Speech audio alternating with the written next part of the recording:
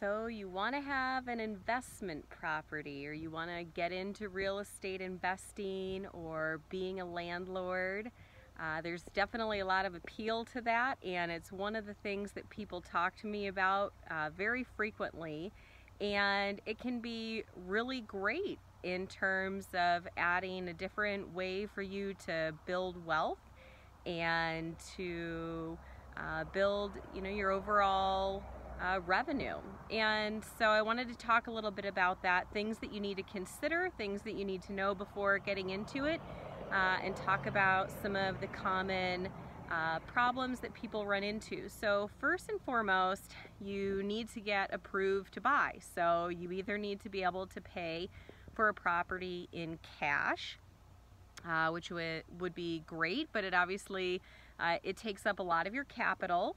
And the good part about it is that all of the money that you have coming in, or most of it except for the amount you're paying for the real estate taxes and property insurance, are going into your pocket because you're not paying a mortgage on it. But for most people, they don't have the money necessary to pay for an entire property in cash, and they have to get financing. So what does that require? Well, first of all, you're going to be buying a property that's not a primary residence. So anybody who's heard about put 3% down, put 5% down, those things are totally legit, but only for your primary residence. You can't buy a vacation property or an investment property and put down that little of money. So you should plan to put down at least 20%.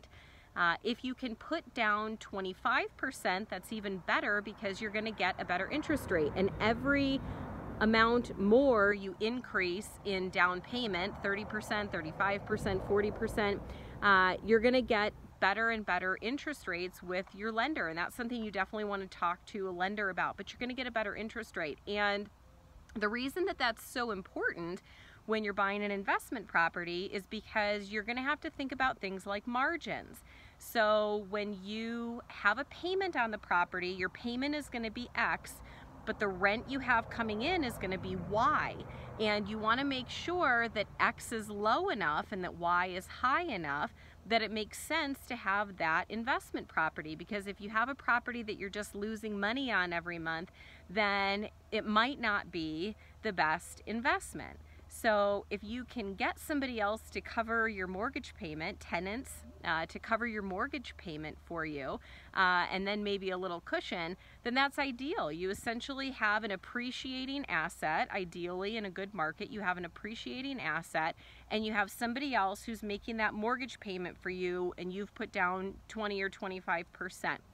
So this is what a lot of my investment clients do. And it can be really great. It's a great way over a period of time, as the property is ideally appreciating and somebody else is making that mortgage payment essentially to you, for you to be building wealth. So that's fantastic. Other things that you need to think about are going to be what is a good location where there are a lot of tenants, and tenants who are going to take care of the property and take care of your assets. So those are all things that you want to think about as well. If the area that you're buying doesn't necessarily have a lot of renters or tenants, then it might be harder or take longer for the property to turn. So every time a tenant moves out of the property, you have to put it back on the market as a rental and find a new tenant. And each month that you go without a tenant, you're essentially making that mortgage payment, and you don't have a tenant that's subsidizing that, so to speak. And so that's money that's coming out of your pocket. And so want to look in areas that have higher rental.